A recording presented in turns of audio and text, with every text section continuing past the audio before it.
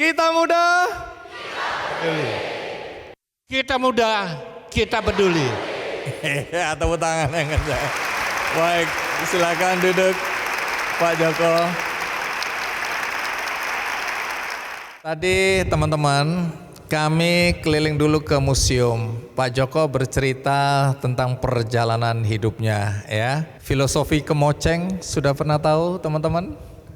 Di museum ada kemoceng dan ada mesin jahit, ada toko sumber bahagia, ada toko yang kebakaran. Itu seakan-akan kita memasuki lorong waktu, termasuk di dalam dunia pendidikan. Tapi omong-omong Pak Joko ini pendidikan terakhirnya apa? SMA kelas 1 tidak lulus. Kenapa waktu itu tidak lulus? Jadi tidak lulusnya pada tahun 1966. Semua sekolahan Chinese itu ditutup karena peristiwa setelah Gestapo 30 September dianggap kedutaan besar China terlibat. Jadi all Chinese school itu ditutup di seluruh Indonesia. Berarti korban politik. Kenapa kemudian nggak pindah sekolah? Ya, kalau mau pindah sekolah bukan satu halnya mudah juga. Terutama waktu itu warga negara Tionghoa untuk masuk ke sekolah negeri Indonesia ya susah, nggak bisa. Kedua juga faktor U itu uang. Jadi Artinya keluarga nggak punya uang. kurang lebih begitulah. Uang diperlukan untuk bayar sekolah atau ada kebutuhan lain yang harus dipenuhi? Kebutuhan lain. Apa itu? Ya kebutuhan lain kan keluarga kita juga lumayan banyak.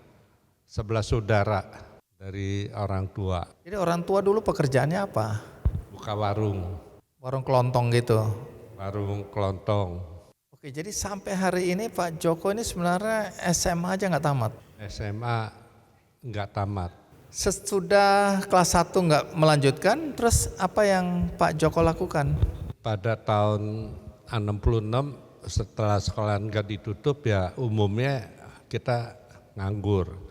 Kebetulan tidak lama kemudian ada teman ini mempunyai pabrik radio assembling mereknya Aladin. Jadi kami teman-teman yang putus sekolah ini ada 40-an orang ini bekerja bersama di pabrik rakitan radio transistor. Nah, setelah dari pabrik radio tadi, bagaimana perjalanan hidup dan karir Pak Joko?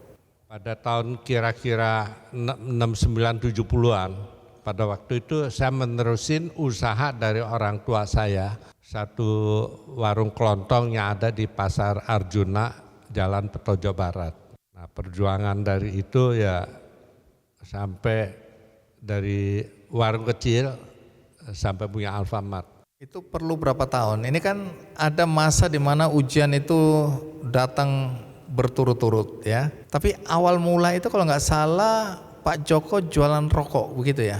Ya, jadi dari warung itu kan ada jual kacang tanam, minyak, obat-obatan, macam-macam. Terakhir kita pilih salah satu itu obat-obatan dan rokok. Dari kita eceran, belakangan kita jual ke grosir.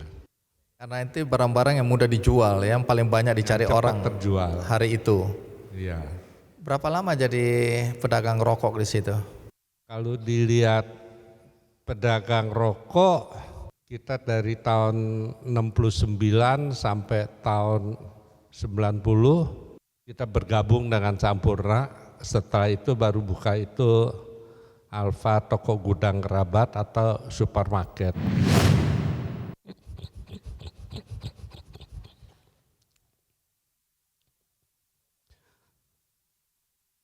Kenapa Pak Joko kok kemudian menangis?